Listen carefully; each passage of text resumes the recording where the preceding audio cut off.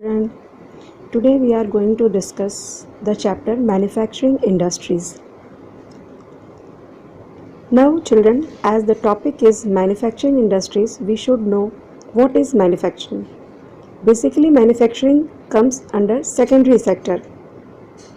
That means production of goods in large quantities after processing from raw material to more valuable products is called manufacturing. You know that people employed in secondary activities manufacture the primary materials into finished goods. Manufacturing industries secondary sector में आता है और एक large quantity में जो production किया जाता है और ट्रांसफॉर्म किया जाता है रॉ मटेरियल को फाइनल गुड्स वैल्यूएबल प्रोडक्ट्स में, उसको हम मैन्युफैक्चरिंग कहते हैं. और प्राइमरी सेक्टर्स से जो आता है उसको सेकेंडरी एक्टिविटीज़ यानी कि मैन्युफैक्चरिंग में कन्वर्ट करके फिनिश्ड गुड्स प्रोड्यूस किए जाते हैं. जैसे कि हम कह सकते हैं एग्जांपल हमारे garments, sugarcane industries, aluminium industries, paper industries et cetera. मतलब कहने का है कि एक पिन से लेकर एरोप्लेन तक या हमारी डेली रूटीन में जो गुड्स आते हैं वो सारी चीज़ें हमें फिनिश्ड गुड में जो अवेलेबल होते हैं वो मैन्युफैक्चरिंग से होते हैं.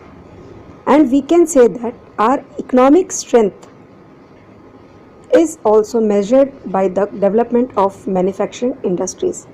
जो हमारी इकोनॉमिक स्ट्रेंथ है, हम जिसे कहते हैं कि we say sometimes that we are developing countries. How we can say it that our country is a developing country? We have to assess a point of manufacturing also. So children, now we should know importance of manufacturing. Importance of manufacturing मतलब manufacturing से हमें हमारी economy को क्या important aspects मिलते हैं. तो first of all, क्योंकि इंडस्ट्रीज से हम बात कर रहे हैं, तो it reduces dependency on agriculture. अभी तक हम क्योंकि जानते हैं हमारी इकोनॉमी जो है वो एग्रीकल्चर बेस्ड इकोनॉमी है.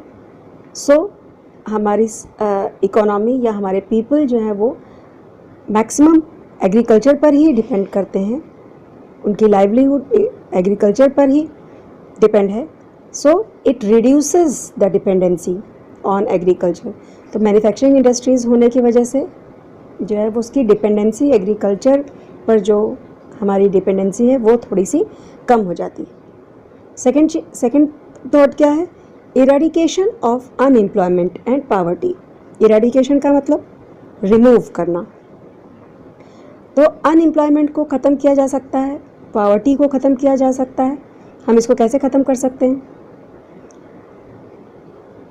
प्रॉपर ये कैसे ख़त्म होगा? प्रॉपर एम्प्लॉयमेंट प्रोवाइड करके. मैन्युफैक्चरिंग इंडस्ट्रीज़ जो है वो एम्प्लॉयमेंट भी क्रिएट करती है जिससे कि लोग उसमें एम्प्लॉयड हो जाते हैं और अनएम्प्लॉयमेंट ख़त्म हो जाती है. जब उसमें लोग एम्प्लॉयड हो जाएंगे इंडस्ट्रीज़ में तो उनको वेजेस मिलने लगेंगे, सैलरीज मिलने लगेंगी, जिससे कि पॉवर्टी भी ख़त्म की जा सकती है.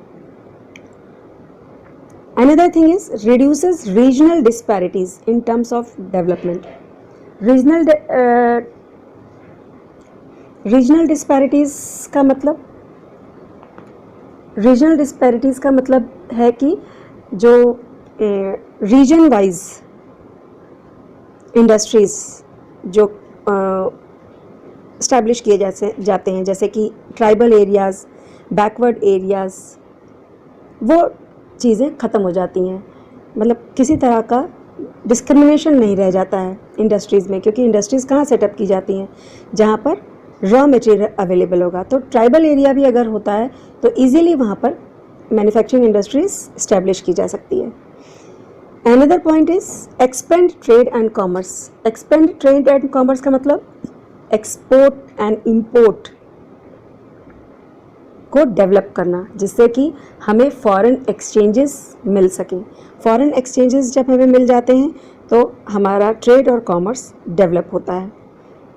Another thing is increases prosperity.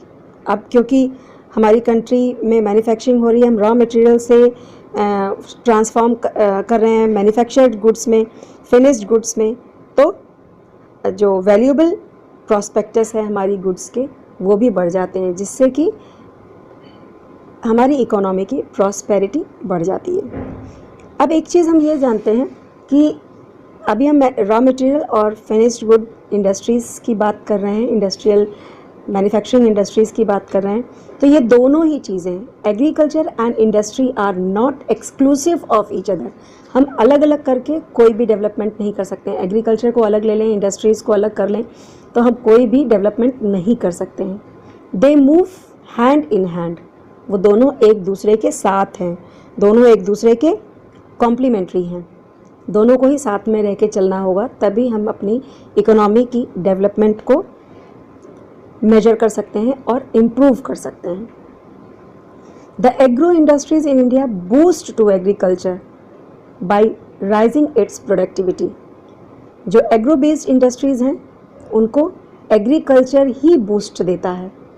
Boost मतलब उसको गुड्स प्रोवाइड करना, इम्प्रूव करना, ये प्रोडक्टिविटी को बढ़ाता है।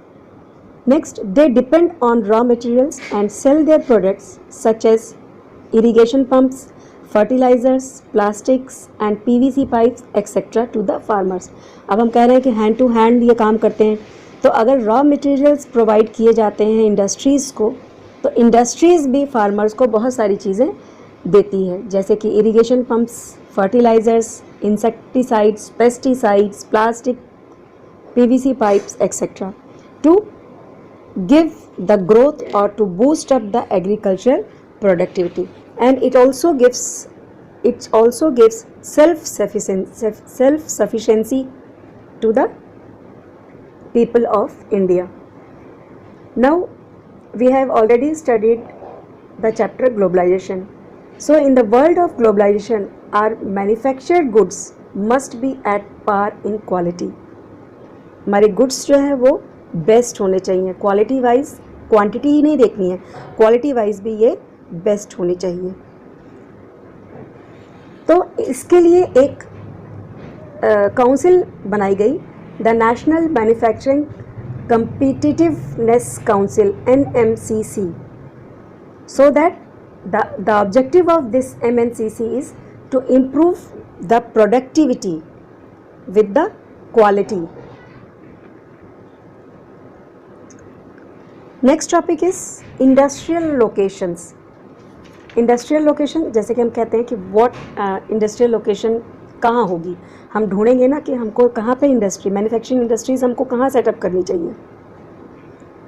तो इसके दो फैक्टर्स हैं, मैन्युफैक्चरिंग इंडस्ट्रीज़ के लोकेशन को सर्च करने के लिए दो फैक्टर्स को ध्यान में रखा जाता है, एक फिज़िकल फैक्टर, दूसरा ह्यूमन फैक्टर।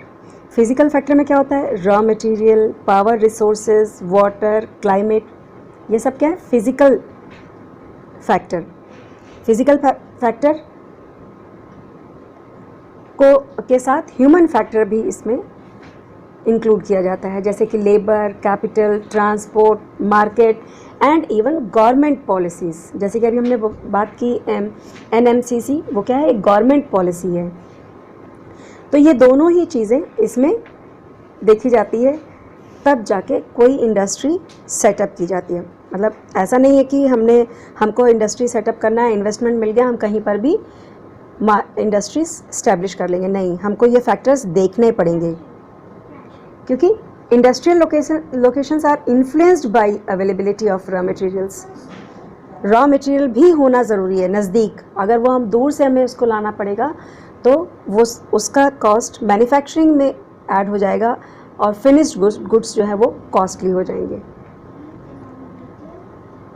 तो childrens, it is located at the most appropriate place. ऐसा प्लेस देखा जाता है, ऐसा प्लेस सिलेक्ट किया जाता है where all factors of industrial locations are either available or can be arranged at lower cost.